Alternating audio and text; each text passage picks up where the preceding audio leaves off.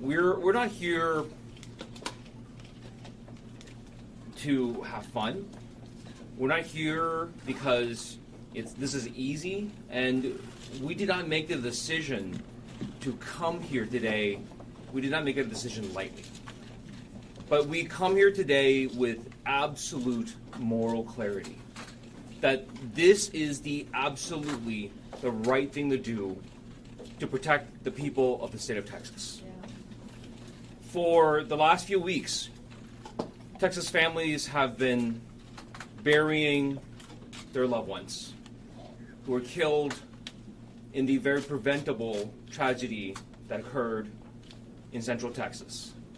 Over 100 Texans died, many of them very young souls.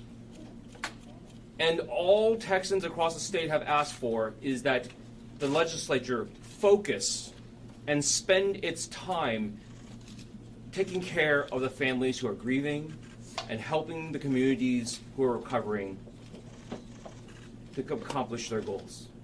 Instead, Governor Abbott has used this tragedy, taken these families who are grieving, taken these communities who are struggling to recover, and used them as hostages in a political game. It's been 2 weeks. They don't even have a bill filed to deal with what they promised to deal with. And instead, they have spent their entire time playing dirty political games that only help themselves.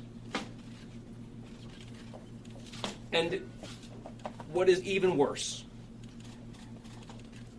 their attempts to do this, their attempts to disenfranchise Texans, the tool they're using is a racist, gerrymandered map. A map that seeks to use racial lines to divide hard-working communities who have spent decades building up their power and strengthening their voices. And Governor Abbott is doing this in submission to Donald Trump, so that Donald Trump could steal these communities' power and voice.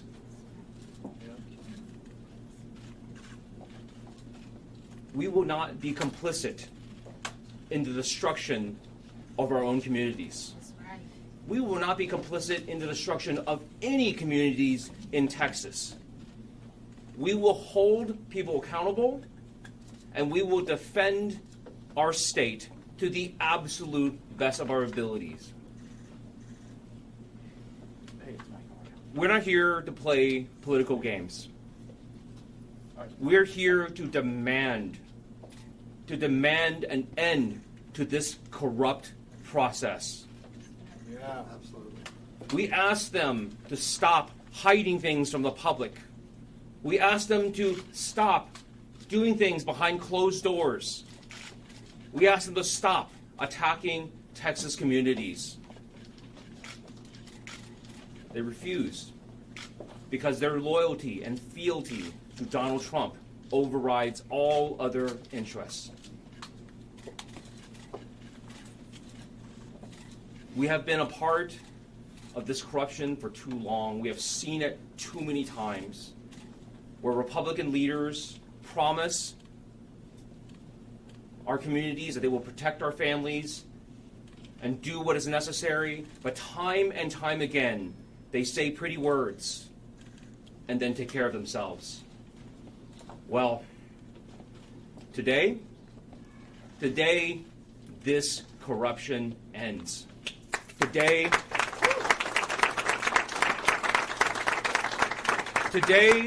the people of the state of Texas have said enough. Enough of your games. Enough of your lies. Today, the corruption of Donald Trump and Greg Abbott ends. And next up, we'll welcome our former caucus chair, Trey Martinez Fischer. Thank you, Trey. Thank you, Governor Pritzker. Thank you, Illinois. I think what my colleague is saying, that this statement, this quorum break, is not about the Democratic Party. It is about the democratic process.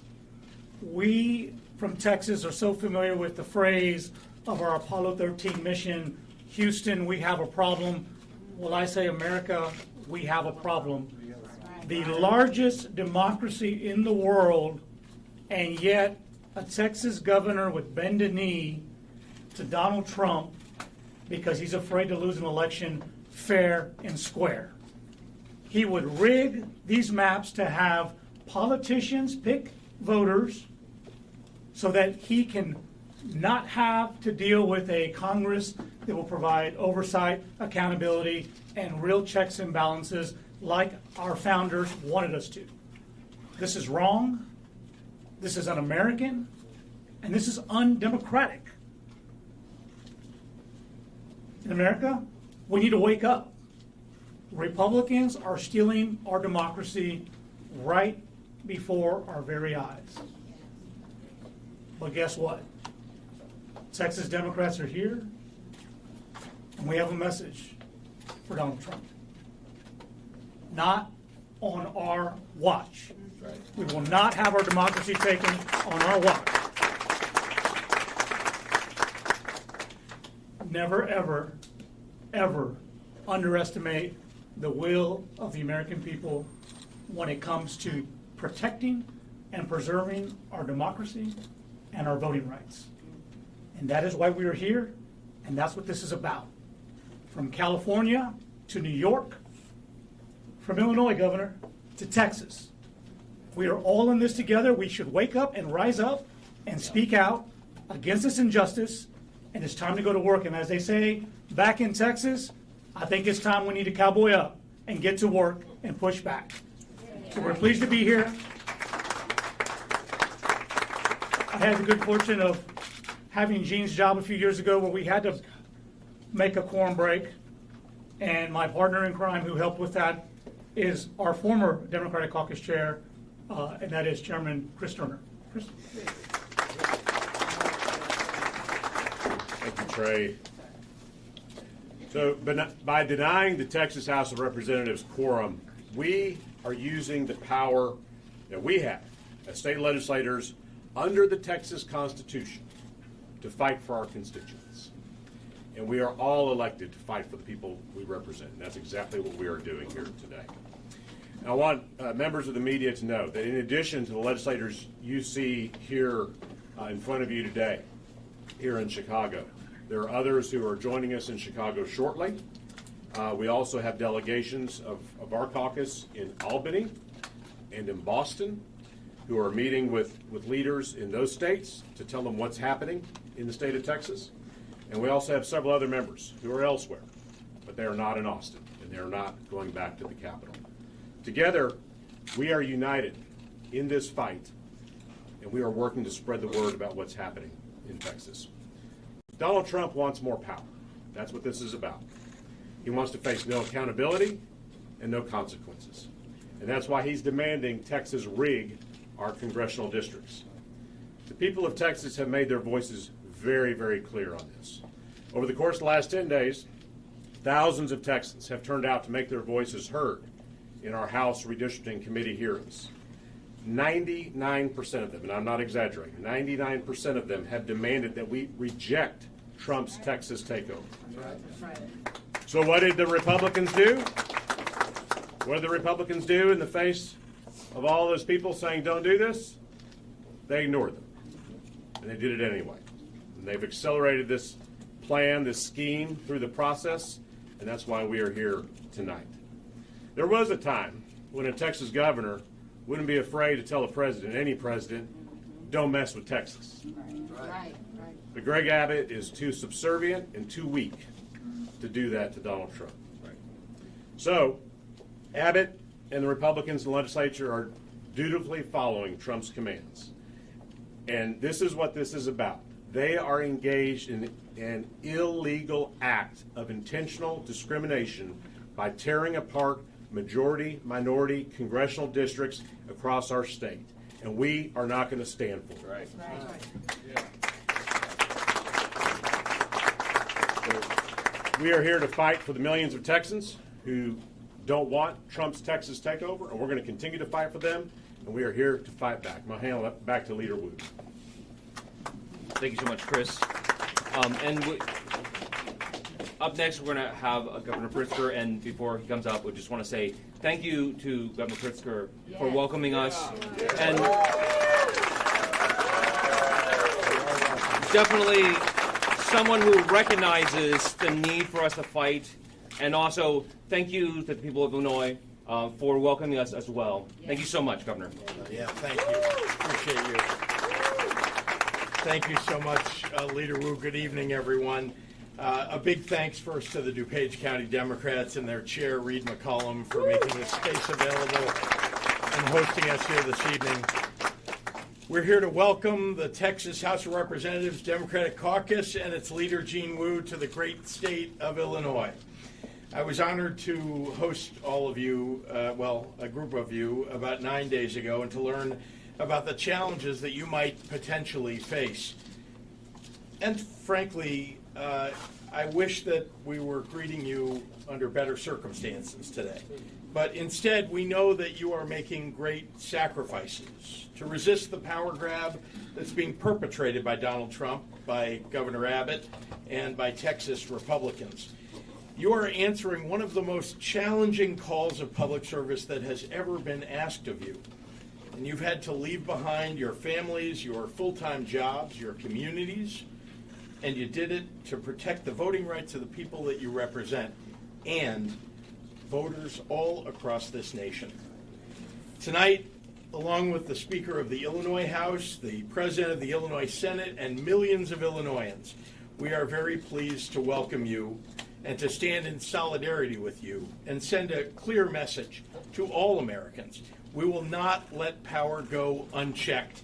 Right. Or let your voices and their voices go unheard.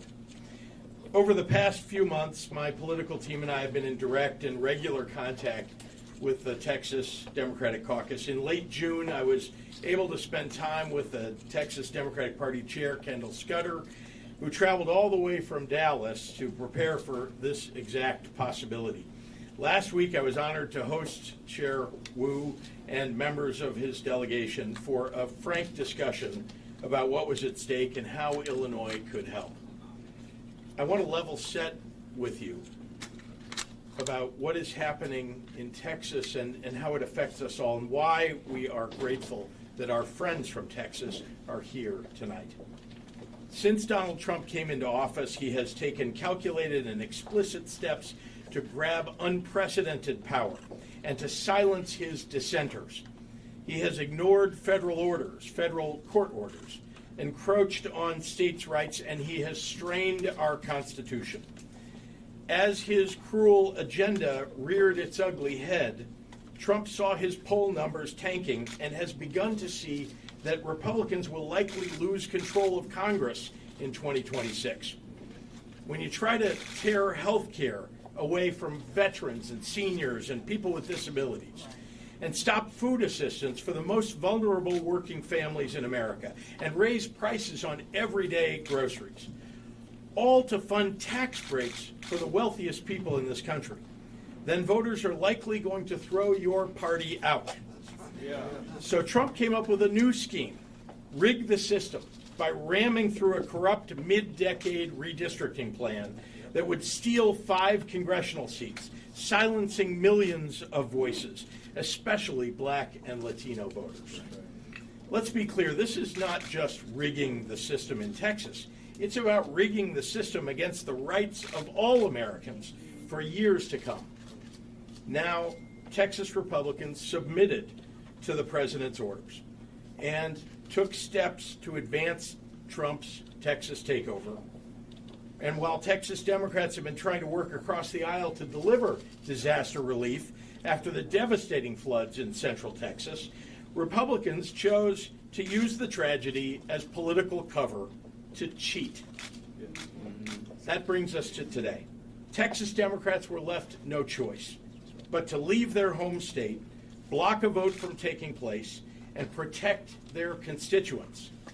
This is a righteous act of courage, and we can all take a page from these leaders' playbook. When you show people that you have the will to fight, well, they can muster the will to fight too. Courage is contagious. I am very proud that Illinois Democrats have been in this fight from day one of Donald Trump's presidency. In the coming days and weeks, Illinois will partner with the Texas House Democratic Caucus to put a spotlight on the danger that Trump and Texas Republicans pose to all Americans. To be in public office right now is to constantly ask yourself, how do I make sure that we're standing on the right side of history? There's a simple answer. The wrong side of history will always tell you to be afraid. The right side of history will always expect you to be courageous. Expect courage from people around you, and it will show up. Expect fear, and fear will rule the day. Let the courage of these leaders be an example to the rest of the country. I'm proud to stand side by side with our friends from Texas today, and we'd be happy to take your questions. Mr. Wu, can you talk about what is going to happen if you make it through the 19th and then another special session is called? Are you prepared to stay? Is the whole group prepared to stay here through multiple special sessions? So look, whatever strategy we choose, whatever tactics we figure out as we move on, the only thing we have in our minds is what do we need to do to protect Texans? What do we need to do to protect Americans? And what each and every one of us has said is that we will do whatever it takes. That what that looks like, we don't know. But we're here. We're committed to this, right? We're all away from our families that we've already been away from for 6 months because of the legislature. That we've been away from our jobs. We've not earned a lot of income this entire year, and our salary for being in the legislature is $600 a month. So this is not a decision, again, that we take lightly. And all the things that we are doing right now, we're doing it because we feel that this is the only way we can protect Texans. This is the only way we can protect Americans, and that we would ask everyone else, if you want to protect this country too, come join us. Hey, Governor, just want to get your reaction to something. Sure.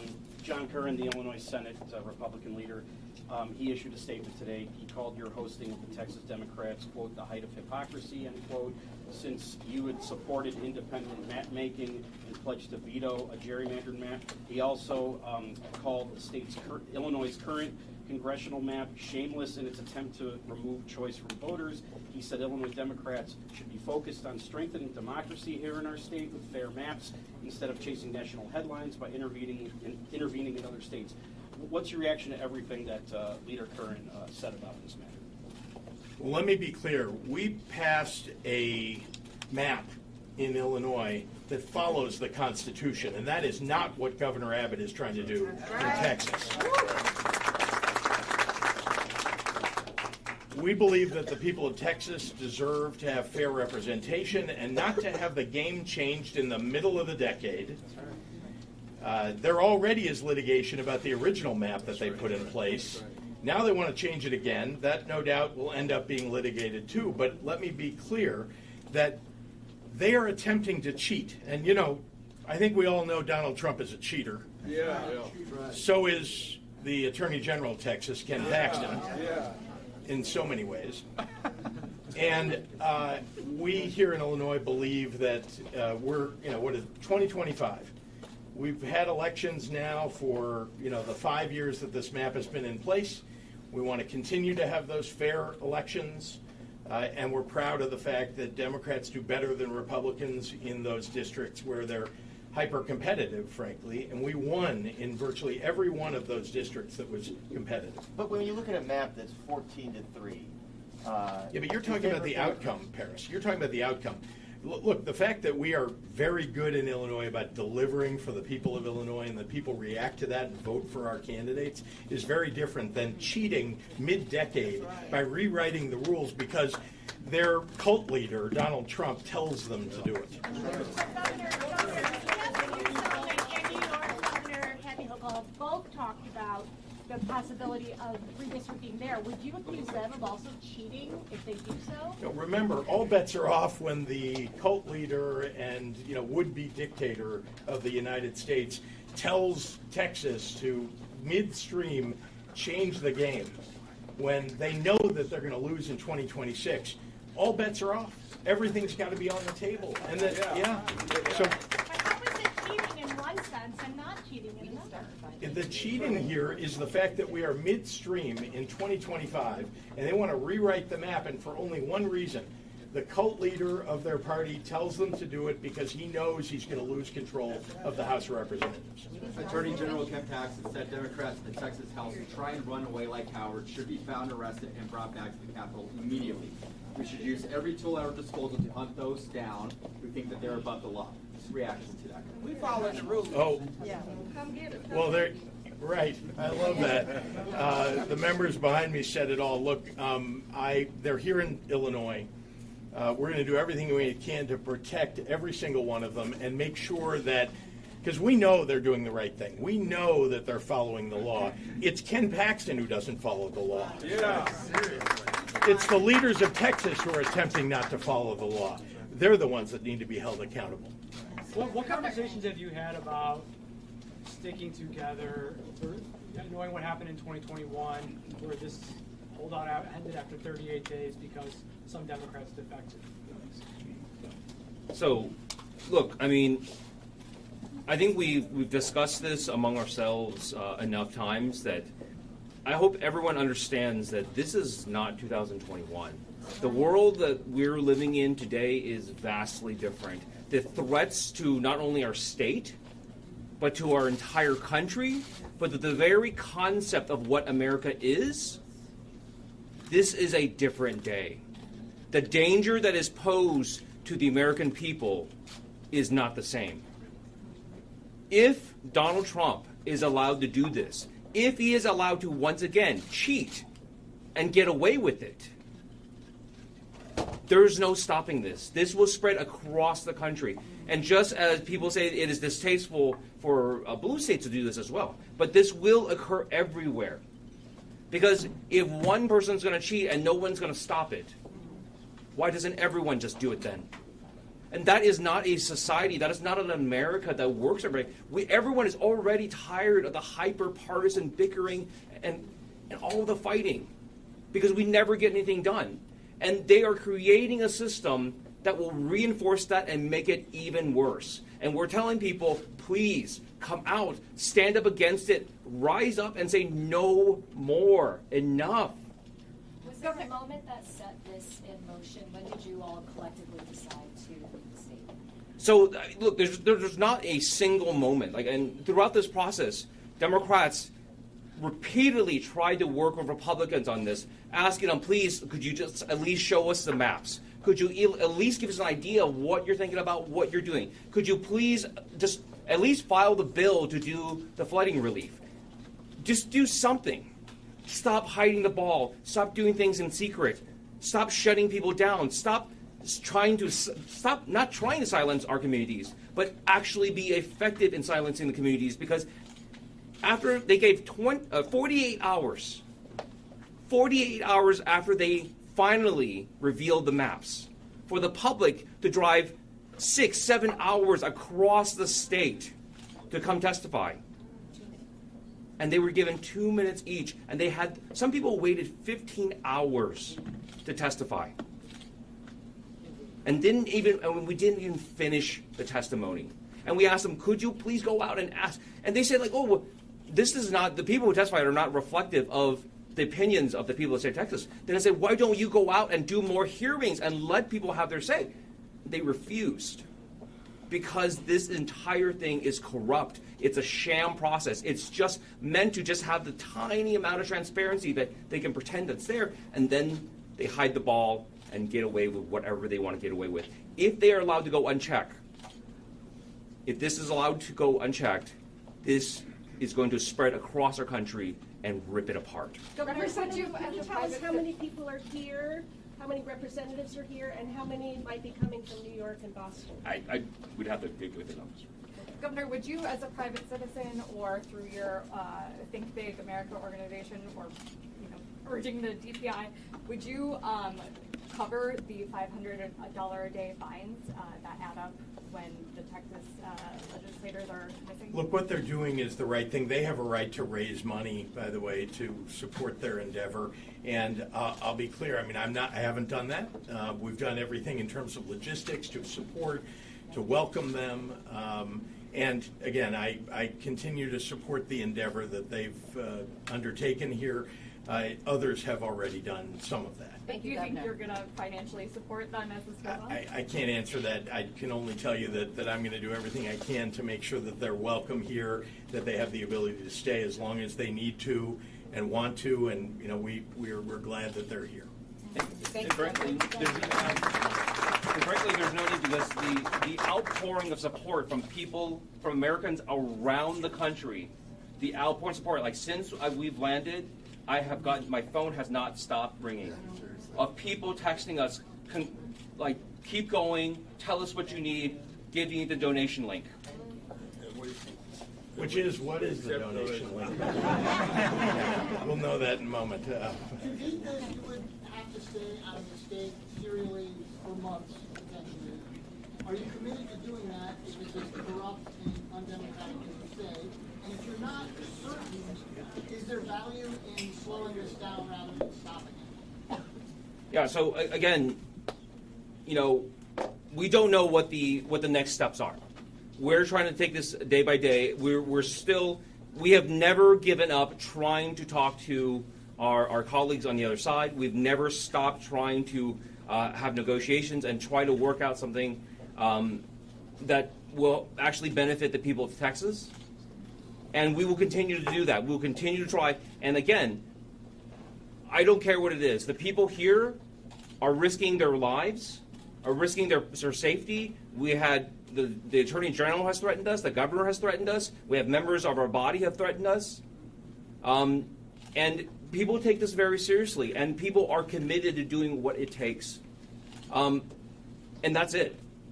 What are the next steps? What are the next steps? Are you gonna be here tomorrow, raising more awareness about this? How are you gonna still attend to the duties of the people in Texas? I mean, aside, or like what are the next steps for you all? I think. No, I mean like the regular legislative duties and all that, like for folks in your district. Like what are the next steps here, basically, for you? I don't understand. Day by day activity. Yeah. Day by day activity. Well, we will have we'll have press releases in the morning. We'll tell you what we're doing. All right, thanks everyone. Thanks so much.